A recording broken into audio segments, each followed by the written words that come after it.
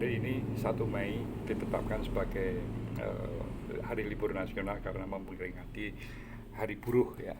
Kalau kita bicara tentang Hari Buruh, maka kita flashback jauh ke belakang yang apa yang terjadi di Amerika tahun 1802, jadi 1806.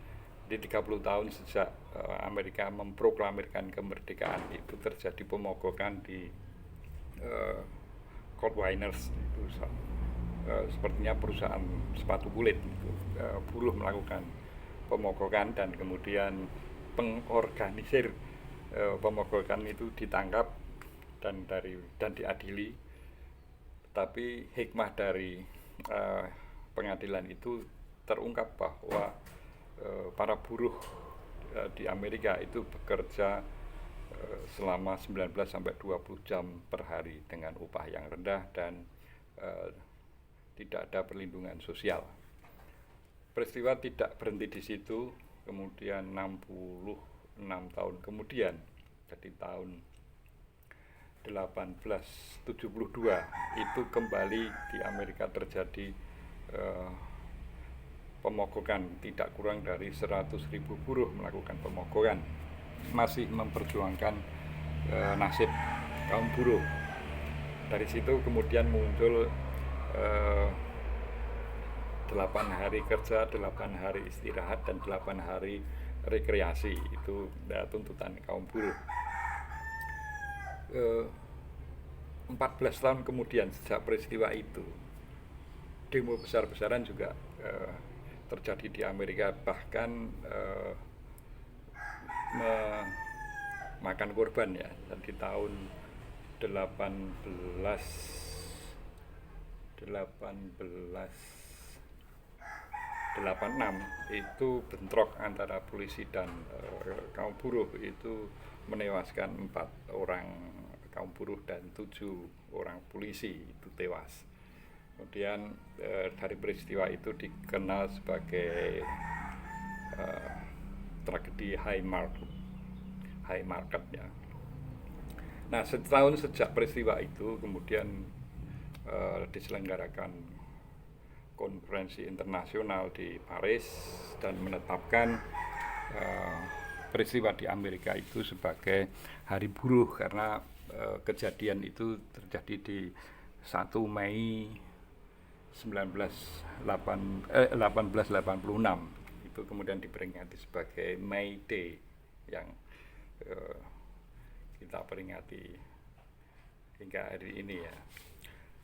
Jadi perjuangan kaum buruh itu melalui rentetan yang sejarah yang cukup panjang, mulai dari Amerika, kemudian bahkan kalau kita pernah mendengar buku Das Kapital dari Karl Marx, itu sebetulnya juga potret yang diangkat adalah kondisi kaum buruh sekitar tahun-tahun itu, karena buku itu tahun 1887, buku Das Kapital dari Karl Marx itu betapa kondisi kaum buruh itu sangat memprihatinkan. Nah, kalau kita kaitkan dengan apa yang kita hadapi dan kita miliki, maka peristiwa Hari Buruh itu kalau konteksnya adalah konstitusi, maka itu relevan dengan pasal 27 yang salah satu ayatnya itu mengatakan tiap-tiap warga negara berhak atas pekerjaan dan penghidupan yang layak bagi kemanusiaan. Maka sebetulnya Hari Buruh itu mestinya jadi kepentingan juga dari kaum pengangguran ya, karena sejarahnya di Amerika dulu juga begitu. Artinya ada komunikasi antara kaum buruh dengan kaum pengangguran, di mana ini kaum yang sangat rentan secara sosial. Kalau kita masih mencatat tidak kurang dari 20 juta pengangguran, yang itu tentu sangat dekat dengan kemiskinan. Maka mestinya peristiwa peringatan Hari Buruh ini juga kita ingat dengan kaum pengangguran, yang itu wajib bagi negara untuk memelihara mereka. Pasal 34, fakir miskin